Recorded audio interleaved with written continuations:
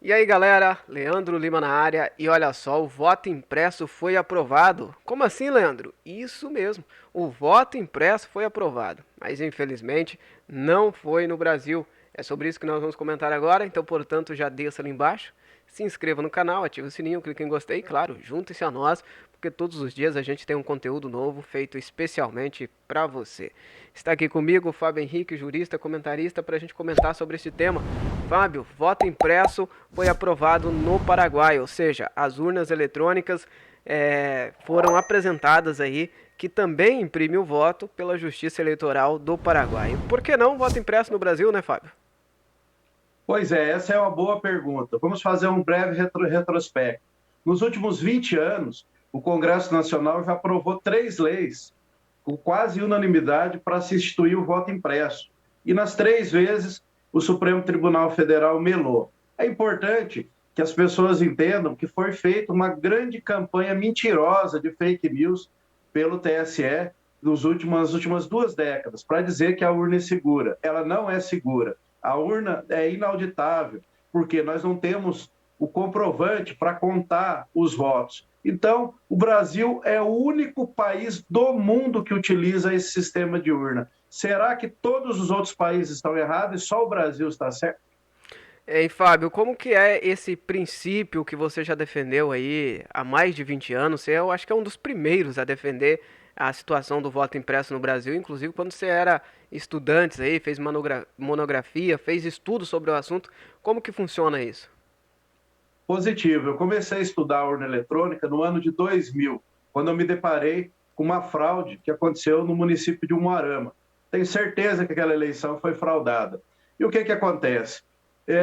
Em 2002, 2003, eu escrevi uma monografia que foi publicada pelo Instituto Brasileiro de Direito Eletrônico, aonde a gente defendia já naquele momento, portanto, há quase 20 anos atrás, o princípio da segurança compartilhada. E o que, que é o princípio da segurança compartilhada? É nada mais do que, para todo ato virtual, tem que ter um ato físico. Ou seja, quando você vai depositar dinheiro lá no banco, sai um comprovante para você. Quando você vai fazer a declaração de imposto de renda, sai um comprovante físico. E só no voto que não tem. Aí o que acontece? Não tem como fazer, não tem como contar e muito menos como recontar votos, porque não tem comprovante físico, né? Entendi.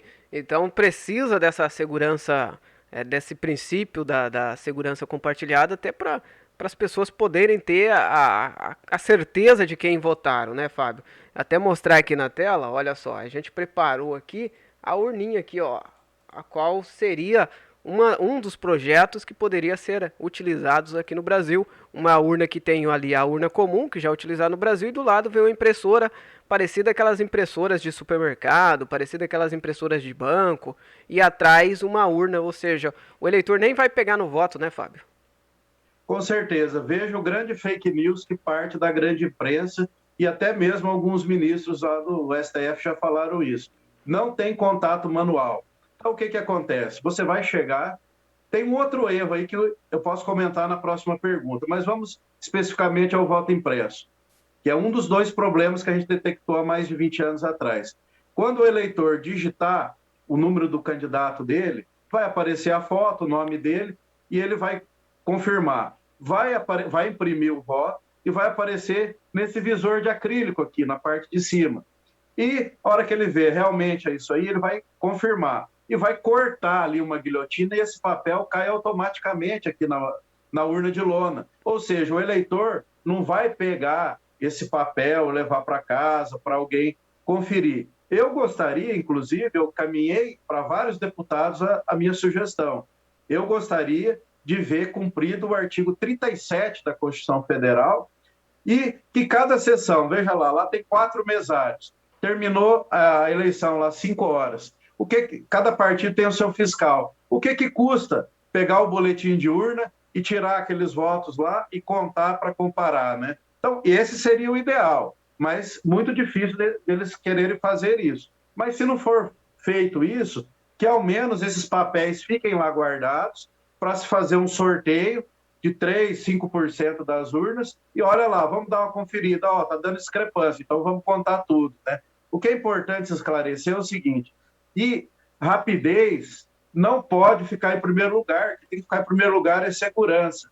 E eu digo e repito, não existe segurança jurídica para fazer eleição ano que vem se não tiver voto impresso.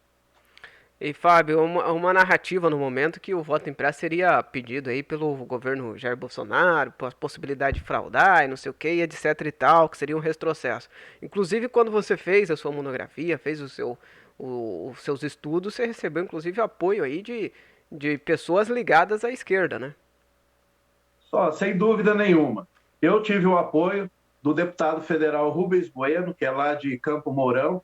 Rubens Bueno continua deputado até hoje, uma das cabeças mais brilhantes lá do Congresso, a quem eu mando um abraço aqui. Ele leu uma carta que eu escrevi para ele quando eu era estudante em plenário. O pastor Oliveira, que é outro deputado federal, não sei se ele está na política ainda, ele fez a mesma coisa numa outra situação. E o senador Roberto Requião me ajudou mandando material para mim do seu gabinete em Brasília. Então, assim, não é questão de pauta de esquerda e direita. E o próprio Leonel Brizola também foi um dos pioneiros nisso. Eu tive num congresso da UNE, em Goiânia, onde eu conversei com o pessoal do PDT e eles se disporam a ajudar e a gente foi fazer essa luta, esse enfrentamento.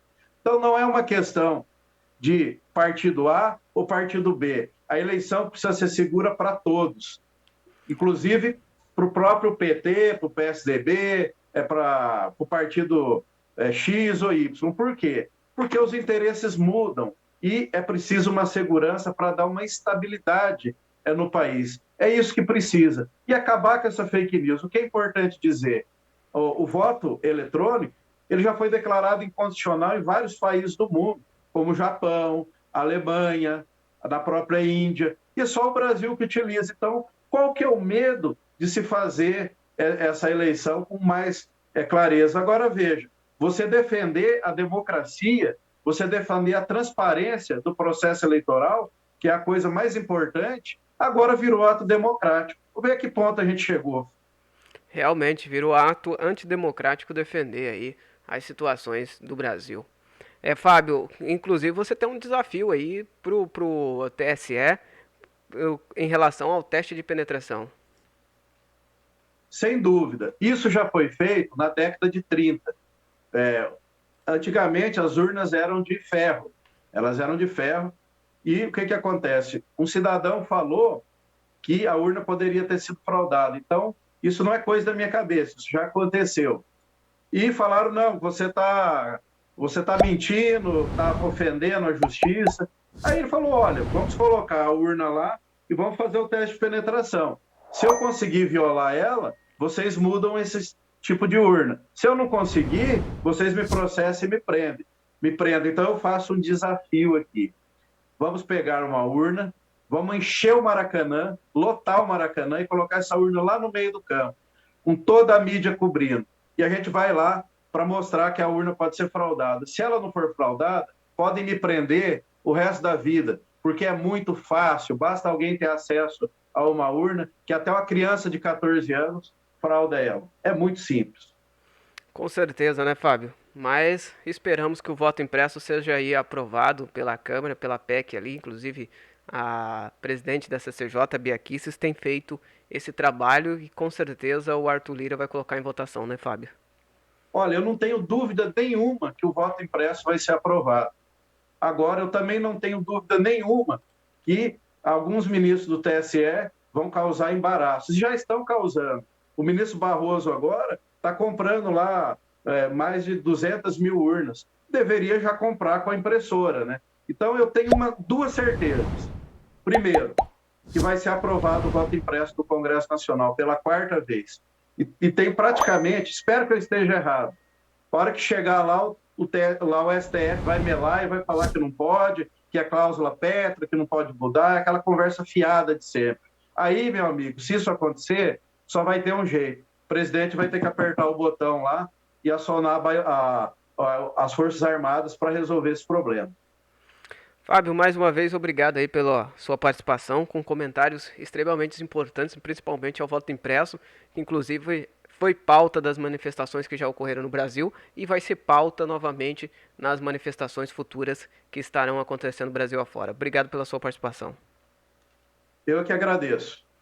Tá, e portanto, a gente falando aí sobre a importância do voto impresso e com uma pessoa que tem há mais de 20 anos estudado essa causa do voto impresso, explicado com detalhes. Então, se você tem alguém ainda que está em dúvida, alguém que está meio acanhota aí em relação ao voto impresso, envie esse vídeo para que essa pessoa possa conhecer um pouco mais em detalhes como que funciona a situação do voto impresso, como que funciona todos esses princípios que a gente explicou aqui neste vídeo. Que Deus abençoe a você. Até o próximo vídeo, se Deus assim nos permitir. Fiquem com Deus. Tchau, tchau, gente. Fui.